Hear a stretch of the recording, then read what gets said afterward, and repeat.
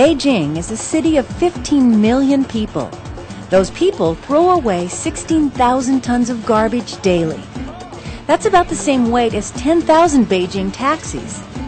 The problem threatens to get even worse. More people move to Beijing every day.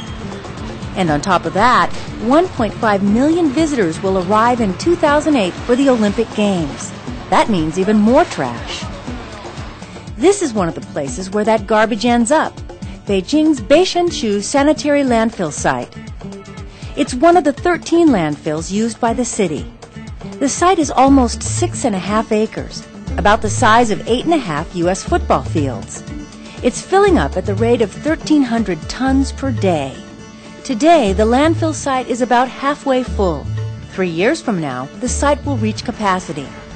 But not long ago, it would have filled up even faster. 94年之前，我们的垃圾呢都是在这个普通的地方呢进行的简易的堆放，没有这个污染防治措施。地下水和大气呢就是不断的受到污染。94年之后呢，我们北京市呢建设了这个垃圾无害化处理设施。 The new era of trash management in Beijing introduced recycling to a city used to dumping everything in landfill.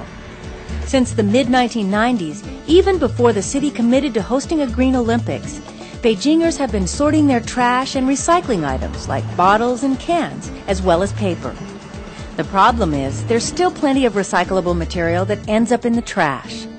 That's why much of Beijing's trash goes here before it goes to landfill, Shaowuji's solid waste sorting and transfer station. This is one of 6 garbage transfer stations in Beijing, and one of 2 that can actually sort the trash. This station alone processes 1,000 tons of solid waste a day. So that less of it ends up in landfill, every particle is analyzed to see if it can be recycled. The facility opened in 1996 and was built for Beijing with the help of a German company. Trash arrives here from residential neighborhoods all over the city. And just like anywhere in the world, it smells really bad. The foul odor is one reason the facility's automated trash processing control room is sealed off. From here, engineers run 2 trash sorting lines. There are still a few hardy souls who work in the trash room. For them, the only relief, both inside and outside the facility, is a sanitizing mist pumped in at regular intervals. The mist helps control both the foul odor and the dust generated by the trash. Back in the control room, the engineers operate a system that can separate trash into 6 separate categories, including metals, plastics, and organic matter that can be used as fertilizer. The only particles that end up in landfill are those that are not recyclable.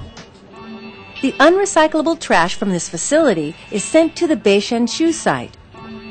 Even though the site receives thoroughly sorted garbage, the stench is almost too much to take, and in some ways that's good.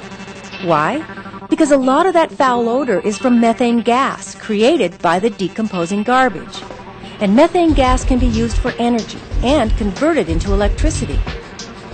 The landfill uses these pumps to capture the gas and pipe it into storage tanks.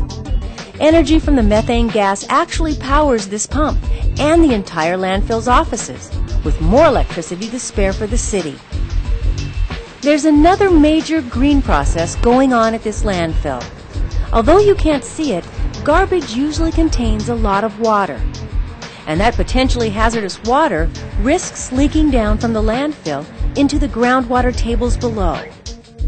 But this landfill has an impermeable layer beneath it that drains the polluted water into these tanks. The water is black and smells like sewage. No way you want to fall in this tank. But right next to the tanks, a wastewater treatment plant. So water that looks like this goes through all of this and eventually comes out looking like this. It's still not fit for people to drink, but it's good enough to wash cars, water plants, and for animals to consume and swim in, like these ducks. Reclaimed water will also irrigate the Olympic green. Reclaiming wastewater is critical to Beijing's future. The city's climate is dry, and it already imports vast amounts of water to support its rapidly growing population. It also needs vast amounts of water to sustain all the trees and gardens recently planted as part of the Olympic greening program. The trees and parks serve as a kind of green lung for the city, helping it breathe by releasing oxygen during the day. The green areas are also psychologically important for a city of people dealing with rapid growth. Without the trees, the air quality and quality of life suffers. But without water, the green quickly turns to brown, and the city's dry, desert climate destroys the parks. So where else does the water that keeps Beijing green come from? The sewers. The city's sewers all run into one of 13 water treatment plants. Like at the landfill site, the wastewater goes through multiple stages of filtration, but on a much larger scale. The reclaimed water is also used to help reduce Beijing's air pollution. Dust is created on a massive scale by the city's dry climate and construction. Millions of cars also kick up the dust as they rumble down Beijing's streets. One way to mitigate the problem, wetting the streets. Reclaimed water fills reservoirs throughout Beijing. City water trucks pull up to the reservoirs and fill up. Then the trucks spray the reclaimed water onto city streets, which keeps the dust down and improves air quality. Beijing has to continue improving its ecology in order to survive and keep growing. But there's a recent urgency because the city made an environmental promise in order to bring the Olympics here. 我们是在奥运承诺里边呢，就对这个全世界人民呢进行了承诺。在这个垃圾处理方面呢，我们要进行这个减量化、资源化和无害化处理。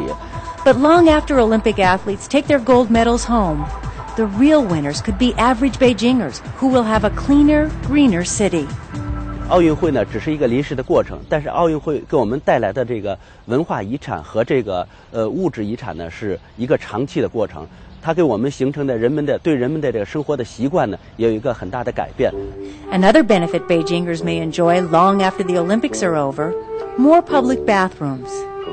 应该分两部分，其中一部分呢是改造的厕所，也就是过去呢就是建设过程当中不达标的一些厕所呢，让它改造达标。还有一部分呢就是根据这个公厕的布局不符。人们使用公厕不方便的地方呢，要新建一些公厕。那么同时呢，就是在奥运比赛举行期间呢，还有一些就是临时的工作呢，以补充这个大客流的这个需求。If you've never been to Asia, it's possible you've never used a squatting toilet. But that is the way most of China goes to the bathroom. Looking for toilet paper? You're expected to carry your own tissues, just like everybody else in China. You're most likely to find Western-style toilets and toilet paper in your hotel room if it's modern enough, and other places that cater to Western clientele. But with the coming Olympics, Western toilets are being installed in the Olympic Village and in more places throughout Beijing. They're even throwing in the extras you've come to take for granted. 在我们这个奥运会期间呢，重点地区呢，我们会加强管理呢，就是补充这部分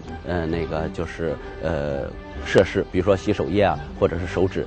But if you come to Beijing for the Olympics and you explore the city, you should still expect to encounter something a little different in public bathrooms. Just think of it as part of the adventure.